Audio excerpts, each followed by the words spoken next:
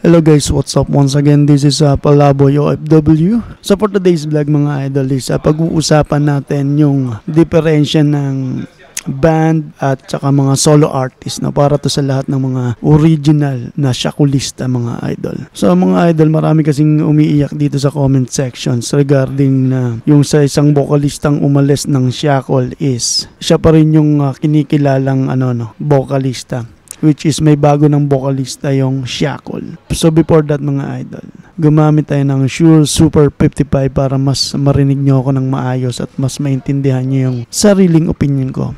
Disclaimer lang, sariling opinion ko to as nakakaintindi bilang isang tagahanga. Hindi ko general na tama yung sinasabi ko, paki-correct na lang ako kung mali. Hindi ko dinepensahan yung shackle members. Hindi ko sila kaano-ano, hindi ko sila kilala personally.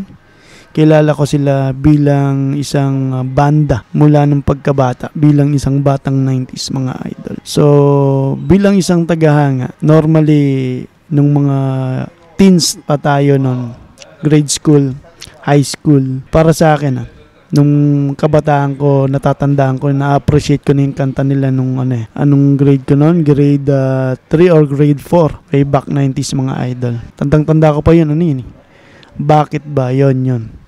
Napakalupit ng kanta, napakasimple ng areglo, napakatindi ng ng meaning. Talagang halos lahat nakaka-relate. Yung tipong kapag hindi ka pinansin ng crush mo na hindi ka crush doon sa room, is mapapaupo ka sa sulok ng ng kwarto or ng kung saan ka man at mapapakanta ka ng bakit ba.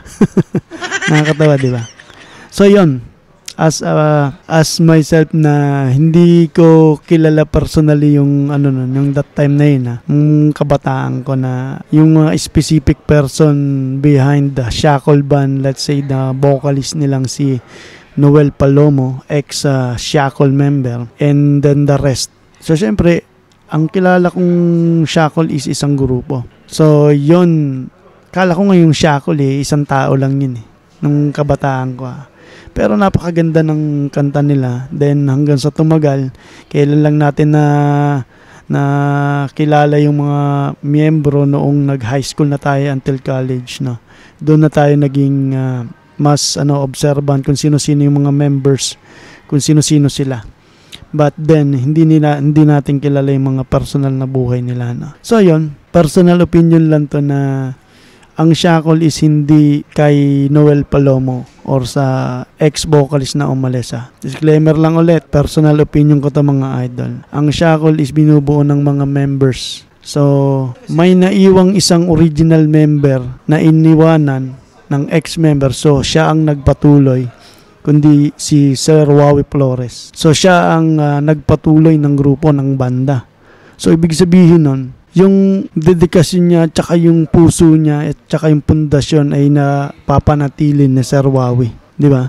So bilang isang tagahanga lang naman, may dumating na bagong bokalista. Suportahan natin kasi iisa lang layunin ng mga yan ang ipagpatuloy yung nasimulan. At tsaka iisang kanta lang yung ginagawa nila. So ibig sabihin, tuloy-tuloy lang yung suporta natin. Di ba? Tama? So, ganun lang mga lods. Napakasimple lang naman yun Ang shackle ay binubuo ng grupo ng members, hindi lang ng iisang tao. So, ibig sabihin, marami ang nagmamay-ari sa shackle as original band. At yung naiwan, sila nang bahala umayos nun. So, supportahan natin at antayin natin yung mga mangyayari. And then, yun lang mga idol. Maraming salamat. Palaboy OFW here. Pakishare ng video kung nagustuhan nyo. Or pakicomment yung mga gusto nyong sabihin. At itama ako kung may mali akong nasabi. Alright? Thank you.